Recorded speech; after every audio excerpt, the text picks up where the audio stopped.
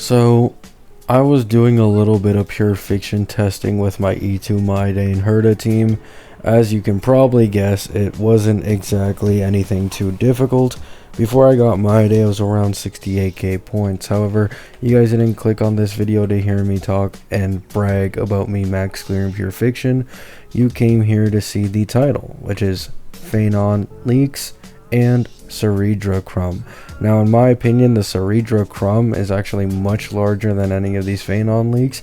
However, for those Phainon fanboys and fangirls what? out there, I got you, right? So, for the first small Phainon leak, we have a leak about his technique. Executes small enemies in an area, and apparently it's similar to Firefly and Acheron's technique, and it has an instant kill effect.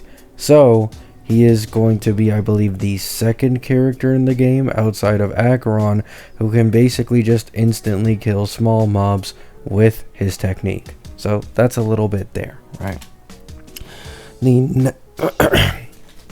Sorry, voice crack.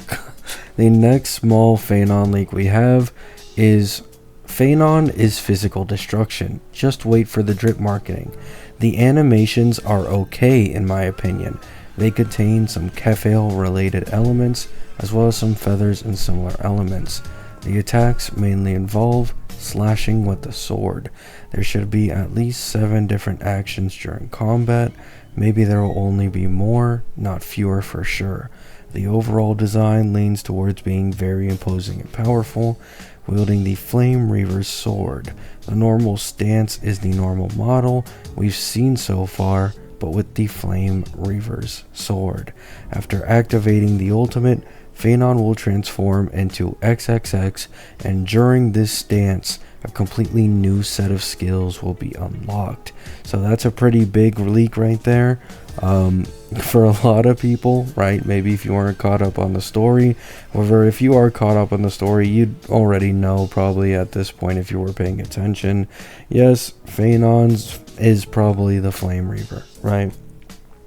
Next, for the third leak and the last one, it is that apparently there are 2 Phenon splash arts drawn by Hoyo.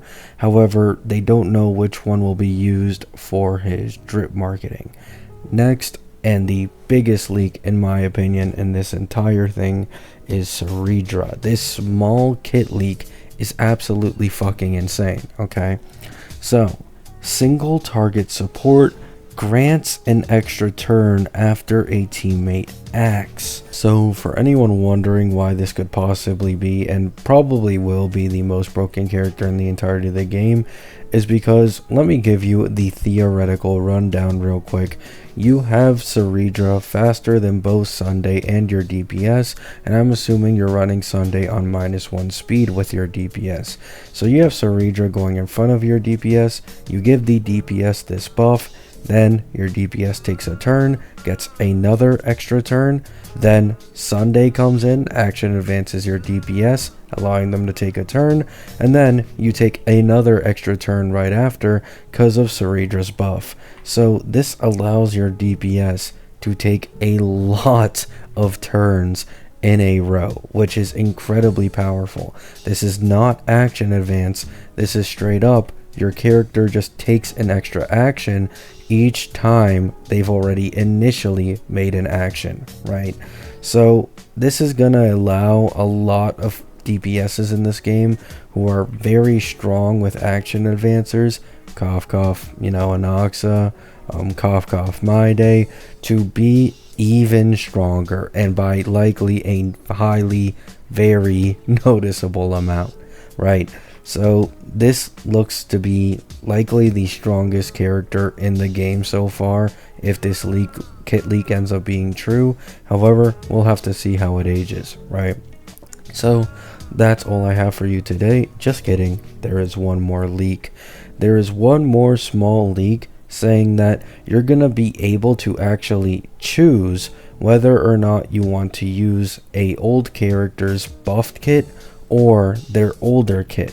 So a lot of people, when I made a few posts about, Jingliu possibly becoming HP scaling, Blade becoming HP scaling, were telling me that, this kind of invalidates a lot of the relic farming they did for their DPS, and I don't disagree.